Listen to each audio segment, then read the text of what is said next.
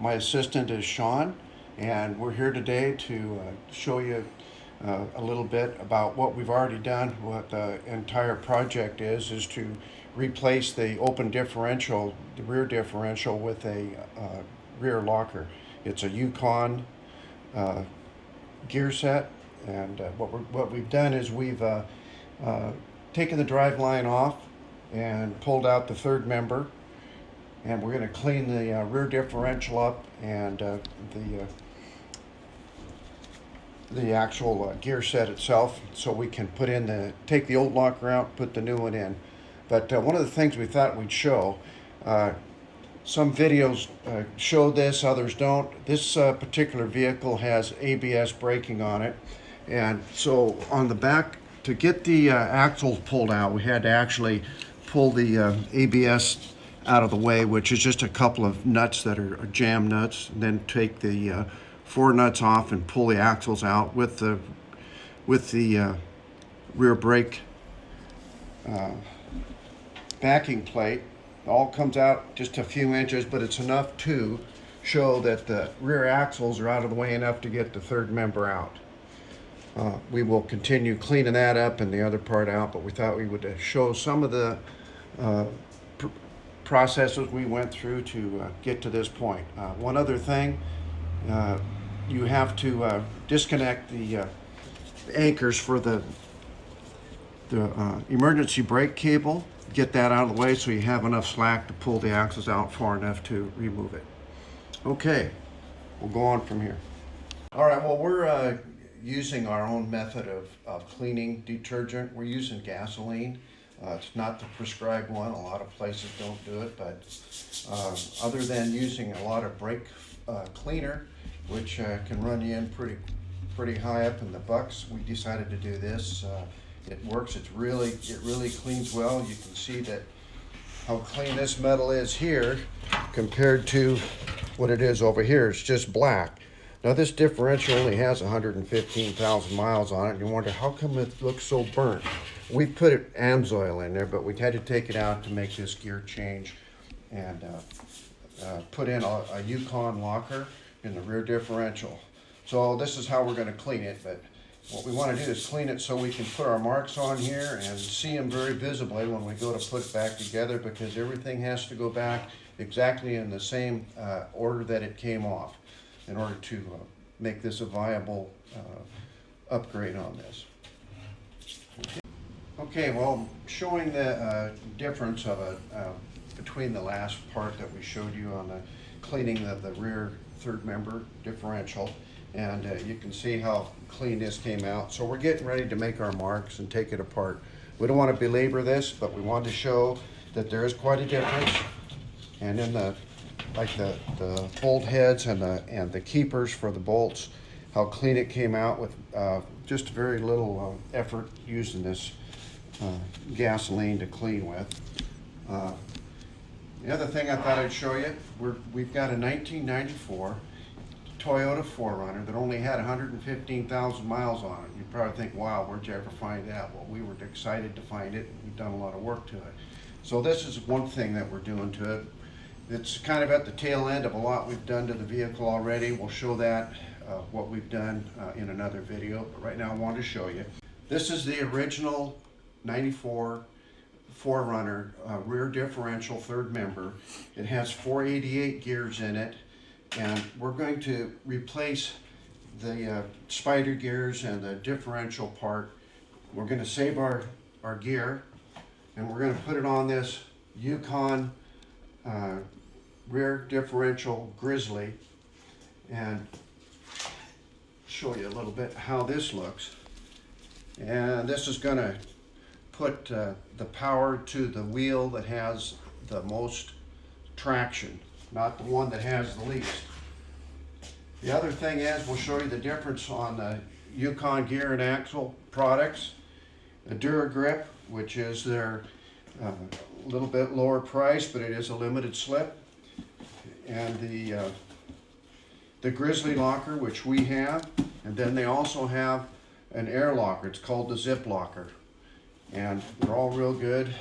We went from the lower price Dura to the medium price Grizzly locker to the higher price Zip locker. So anyway, that's what we're doing with this vehicle. And we're gonna continue working on this third member differential off this 1994 Toyota 4Runner with a 3.0. And we're gonna mark our bearing caps so they go back exactly in the same place as they came off of. Gonna put a one dot on one side, so we know those go together, and on this one we're going to put 2.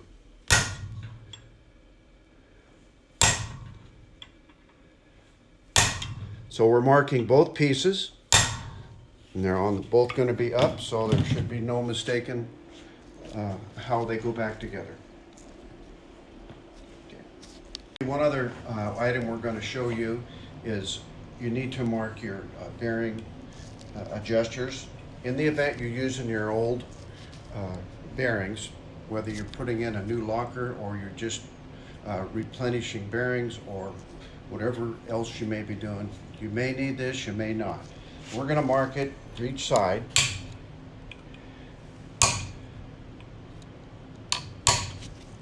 And since this was a 2 side, we're going to mark it with 2.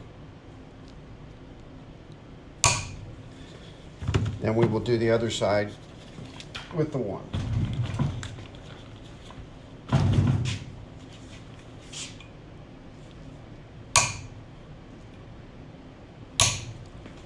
Just keep everything going back together the way it came apart. Okay, that's good. Okay, we're going to remove the bearing caps now. We're using a rattle gun. When you're putting it back together, you probably don't want to use one of these. Do it by hand, and then you want to go in steps of probably 3 steps of like 35 to 40 psi, then to 55 to 60 psi, and then you want to torque them at 71 pounds.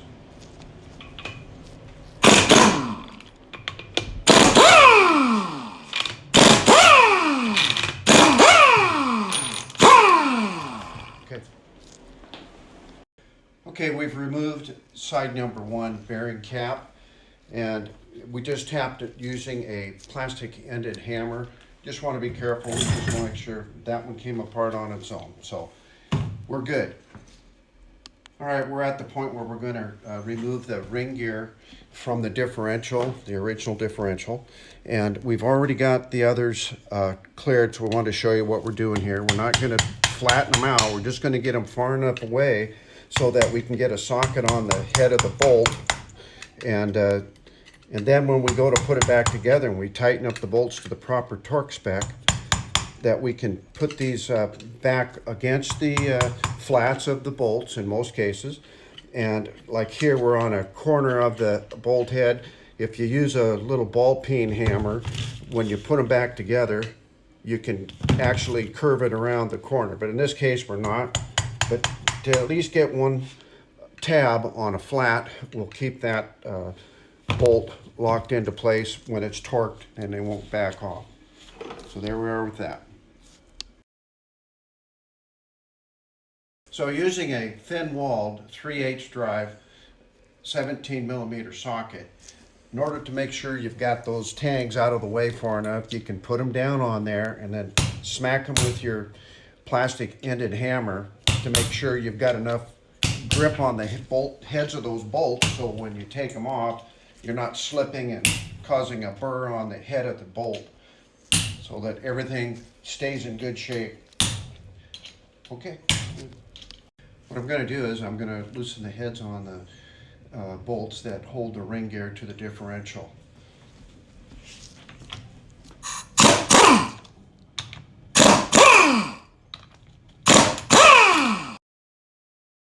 Okay, after removing the bolts and the keepers for the bolts off of for the ring gear on the differential, now we have to get the ring gear off of the old differential. So you always want to use a block of wood or a piece of nylon if you have it, but anything other than a steel hammer on the gear. You don't want to damage the gear. So you got to start on one side and give it a whack. Go on the opposite side and do that. Come back to the other side. Get it started to come. Get off on the sides.